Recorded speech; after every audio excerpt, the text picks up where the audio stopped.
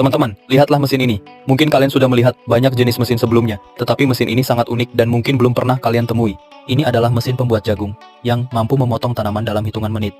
Padahal biasanya pekerjaan ini memakan waktu berjam-jam. Sekarang, saya akan mencobanya, silakan perhatikan bagaimana mesin ini bekerja. Ketika ladang tidak dibajak, biasanya dibutuhkan waktu seharian penuh dan tenaga kerja yang besar untuk menyelesaikannya. Namun, dengan mesin ini, pekerjaan yang biasanya melelahkan dapat selesai hanya dalam beberapa jam saja. Teknologi ini benar-benar membantu para petani dalam mengelola ladang mereka dengan lebih efisien. Selain itu, jika biasanya kalian menanam padi dengan tangan sendiri, kini dengan mesin ini, seluruh ladang dapat ditanami dalam waktu yang sangat singkat. Inovasi ini tidak hanya menghemat tenaga, tetapi juga meningkatkan produktivitas.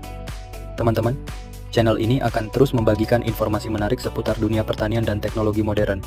Jangan lupa untuk berlangganan, agar tidak ketinggalan video terbaru.